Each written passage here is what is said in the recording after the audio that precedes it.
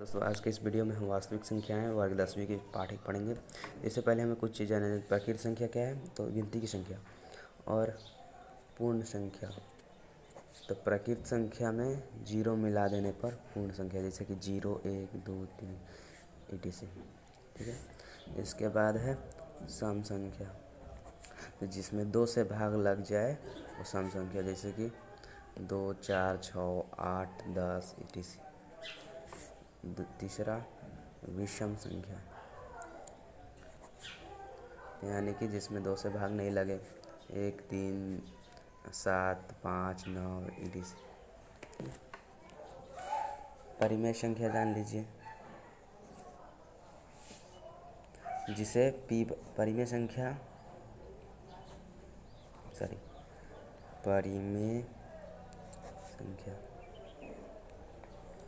जो कि p/q के रूप में हो, और p/q जहाँ q is equal to not zero. ठीक है। एग्जाम्पल के लिए 0, 1, 2, 1/2 etc। ठीक है। ओके। अब हम जानेंगे कि वास्तविक संख्या क्या है। ठीक है। तो वास्तविक संख्या मतलब वास्तविक संख्या हो गया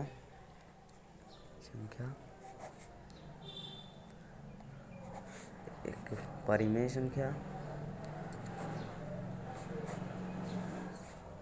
और अपरिमेय संख्या का फैमिली हो गया। ओके, समझ में आ गया एक बात। तो ये दोनों का परिवार है। ठीक है। तो अब हम इतना चीज़ जान गए। अब हम चलेंगे परिमेय 1.1। ठीक है। तो कहता है परिमेय 1.1 में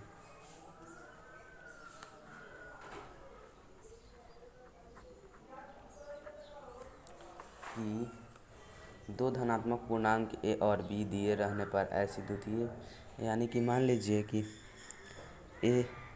a मान लीजिए कि आपका क्या हो गया,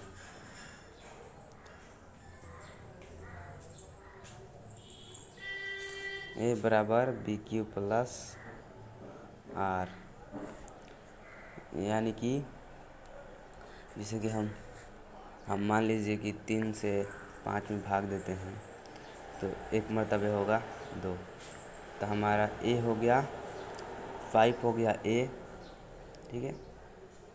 5 क्या हुआ a, 3 हो गया b, और 1 हो गया q, और 2 हो गया r। उसके बाद यहाँ पर HCF है इस चैप्टर में। तो HCF कैसे निकलता, HCF यानी कि HCF हाईएस्ट कॉमन फैक्टर होगा।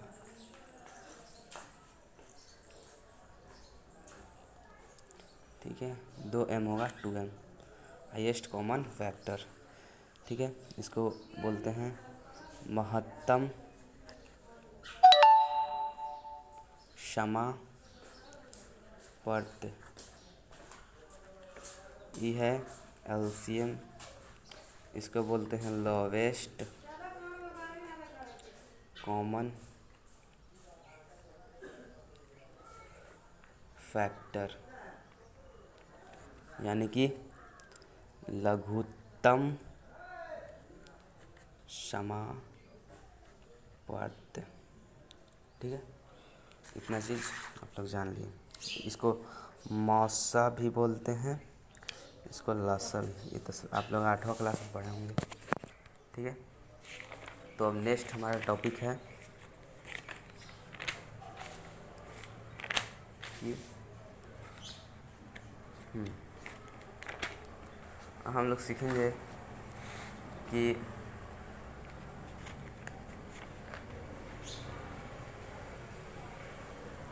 परिमेय 2.2, परिमेय 1. नहीं, इसको पहले समझ लेते हैं। एक चीज़ हम लोग जानना ज़रूरी है कि ये सब याद कर लेना होगा। पहली संख्या गुने दूसरी संख्या बराबर एलसीएम गुना एचसीएफ। इसी से आप एचसीएफ निकाल सकते हैं, एलसीएम निकाल सकते हैं, पहली संख्या दूसरी संख्या जो निकालना हो। ठीक है, उसके बाद परमेय 1.2 परमेय में कहता है प्रत्येक भाज्य संख्या को अभाज्य संख्या के गुणनफल के रूप में व्यक्त किया जा सकता है तथा यह गुणनखंड अभाज्य संख्या के आने वाले क्रम के बिना अद्वितीय होता है। ठीक है,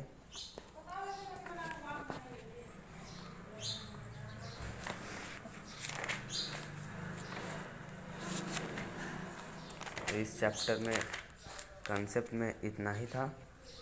अब हम अगले वीडियो में सीखेंगे आगे चीज़ें। इस चैप्टर का कंसेप्ट इतना ही था, इतना सूत्र आप लोग इतना समझ लिए, इतना याद कर लीजिएगा।